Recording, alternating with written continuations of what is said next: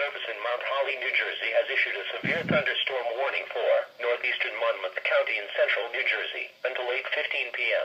At 7:28 p.m., National Weather Service Doppler radar indicated a severe thunderstorm. The storm was near Strathmore, moving southeast at 25 miles per hour. This storm is capable of producing quarter-size hail and damaging winds in excess of 60 miles per hour. The severe thunderstorm will be near Holmdel and Keensburg around 7:35 p.m., Middletown around 7:40 p.m., Lincroft around 7:45 p.m., Red Bank and Sandy Hook around 7:50 p.m., Highlands and Sandy Hook around 7:55 p.m., Long Branch around 8 p.m.